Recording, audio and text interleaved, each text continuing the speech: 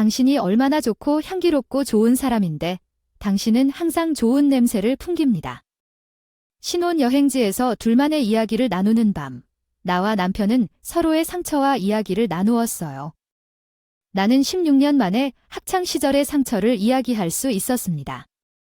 특히 그 친구와 있었던 과거 괴롭힘이나 말을 털어놓을 때는 이제 다 말라버렸다고 생각했던 눈물도 찔끔 나왔어요. 그럴 때마다 남편은 저를 달래듯이 말없이 꼭 안아주었어요. 2년 연애 기간에도 늘 자생했던 남편이었지만 신혼여행에서 제 이야기를 묵묵히 들어주던 남편을 보면서 새삼 내가 결혼을 잘했구나 싶었네요. 신혼여행 후 한국으로 돌아와서 저도 부모님 가게 일에 복귀하고 남편도 본업으로 돌아갔어요. 새로운 신혼집과 환경에 적응하면서 인생의 제2막을 시작하는 기분이 들었어요. 좋은 사람들이 제 곁으로 모여 있고 제 인생에서 그렇게 밝은 에너지가 나오던 적이 있나 할 만큼 애정이 충만한 때였어요. 부모님 가게 일은 주말에 바빠서 평일에는 동생과 제가 번갈아 가면서 쉬는 날이 있었어요. 그날도 평일에 쉬는 날이라 집에서 여유를 즐기며 뒹굴거리고 있었어요. 그런데 웬일인지 한참 일을 하고 있어야 할 남편이 전화를 걸어왔어요. 그러면서 하는 말이 법원에 있는 자기 건물로 와 보라는 거였어요. 할 수 있는 대로 좀 빨리 와보라는 말에 난 불쌍하다 개나 써야겠다 싶더니 남편의 말대로 10층 건물에 있는 7층 중앙 사무실로 갔더니 거기 이주연과 그 변호사 남편이 있었어요. 남편과 사무실 계약이 종료되어 볼 일이 없을 것이라고 들었지만 두 사람이 내 앞에 나타나자 기분이 이상했습니다. 이 둘은 왜 여기 있는 걸까요? 모든 업무가 이미 끝났다고 했는데 그런 말이 아닌 것 같았어요. 맞아요. 오늘은 공적인 일이 아니라 사적인 이유로 불러왔어요. 특히 주원 씨가 제게 하고 싶은 말이 있다고 했는데 정말 속이 안 편합니다. 왜 이런 자리를 마련해야 할 정도로 잘못을 저질러 온 걸까요?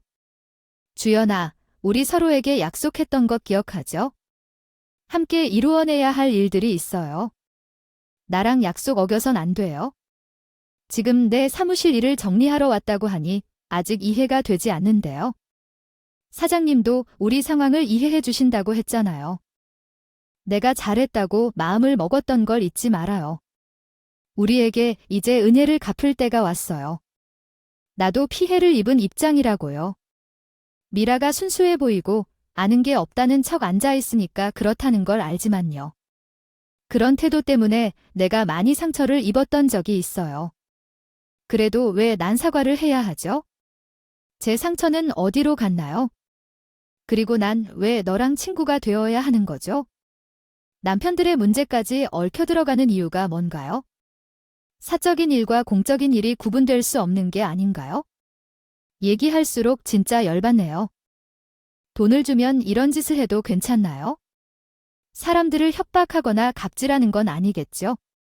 제가 뭘 얼마나 막말했다고 상처입니까? 피했니? 그러세요. 지금도 보세요. 제가 아니라 미라가 고민하고 있죠. 지금은 제가 약자인가요? 나는 할 수 없어요. 아니, 하지 않답니다. 서민아, 너도 사람을 다루나? 얼마 전 결혼식장에서는 내 남편이 무릎을 꿇지 않았나요? 이제는 내 무릎까지 끌려가려 합니다. 나를 이길 생각으로 악을 쓰는 가짜 파트너를 만나지 마세요. 이주연, 16년이나 지났네요. 그동안 듣지 못한 사과를 기대하지 않습니다. 나같이 너 앞에 나타나지 마세요. 사과해도 받지 않을 거예요. 망설이지 말아주세요. 분위기를 보면 나의 남편이 친구와 함께 마지막으로 사과하러 왔나 봅니다. 하지만 사람은 하루아침에 변하지 않습니다. 제 남편과 친구의 요구에도 불구하고 사과하지 않는다는 점을 확인했어요. 자존심이 불안한 것 같아 돈이 어떠냐는 소리만 듣겠죠. 그 모습을 보니 노는 게 아니라서 다행이에요. 두렵다고 생각했던 큰 사악한 존재가 아니었다는 것을 확신했네요.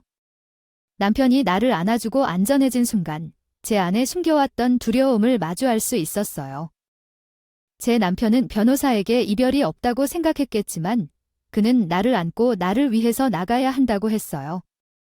변호사님도 아쉬운 듯 겸연하더니 자신의 아내를 데리고 나갔어요. 남편은 이날이 진짜 박 변호사 사무실에서의 계약이었다고 말했네요. 그래서 남편들끼리 용서와 사과 같은 이별을 준비하려 했으나 계획한 대로 되지는 않았어요. 저는 괜찮다고 했어요. 이제는 그 아픔을 소화하고 회복할 만큼의 어른이 되었다고요. 그리고 당신의 섬세한 배려에 너무 감사했어요. 남편을 꼭 안아주었습니다. 그 후 어느 순간부터 안분지족이라는 말을 삶의 목표로 삼게 되었어요. 편안한 마음으로 분수를 알고 만족하며 살아간다는 그 말이 얼마나 와닿았는지요. 제가 원하는 삶의 모습을 가장 잘 반영하는 말이라고 생각했어요. 과거의 제 삶은 목표 없이 부평초처럼 헤매다가도 장족의 발전을 이룩했죠. 아마도 신혼여행에서 만나 나가 천사들과 남편 덕분이 아닐까 싶어요.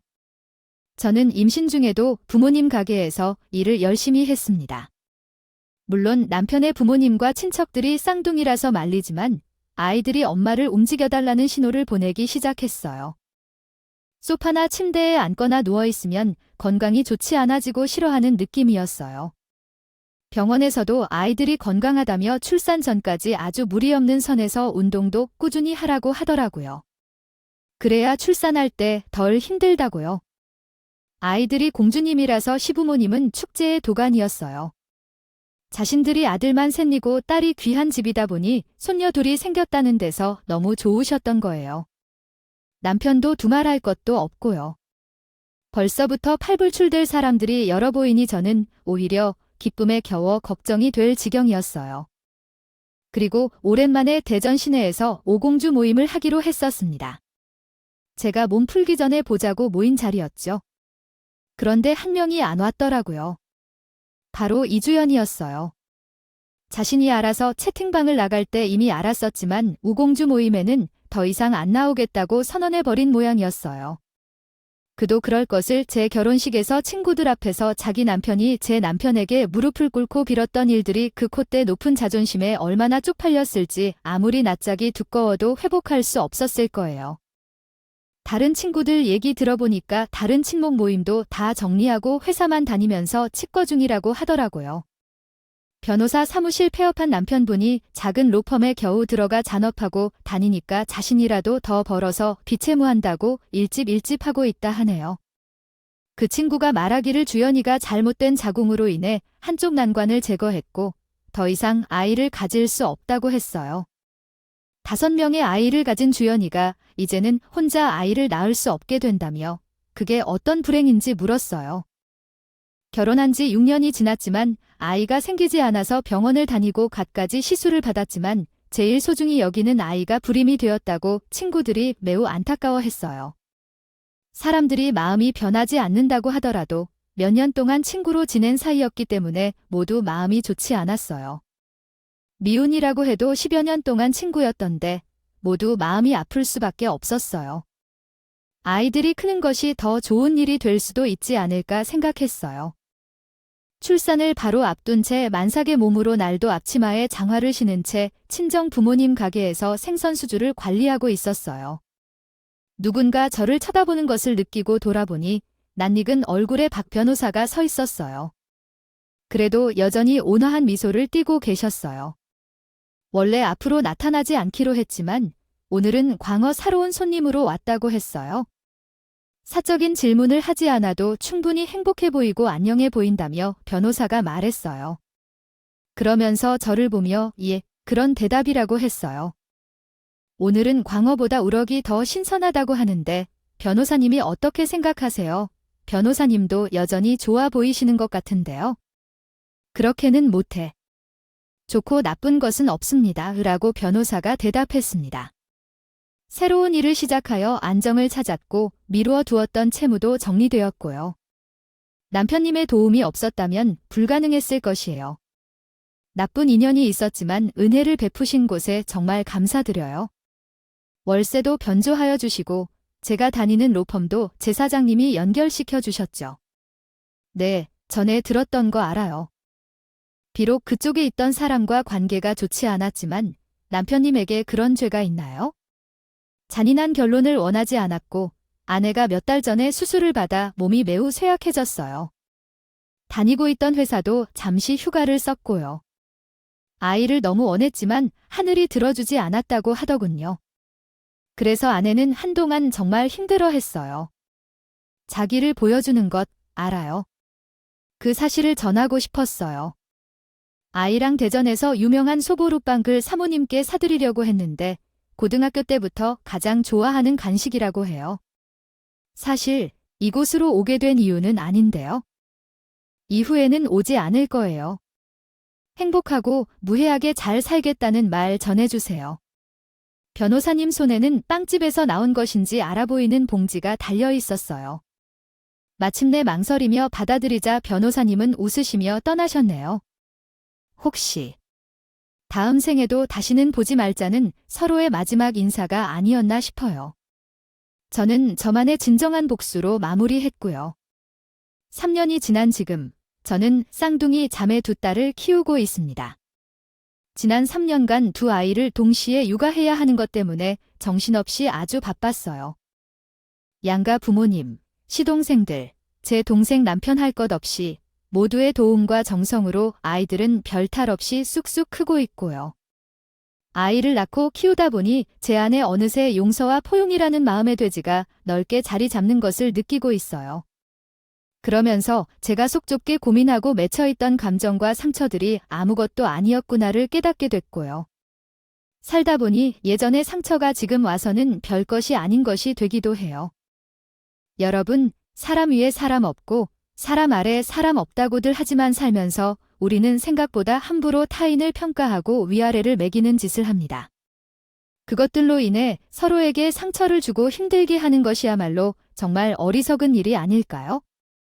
제 이야기 들어주신 분들 중에는 그런 분들이 없으리란 걸 잘 알고 있습니다. 현명한 분들이시기에 사람을 귀하고 소중하게 여기실 테지요. 제 이야기 들어주셔서 감사하고요. 늘 평안을 기원하겠습니다.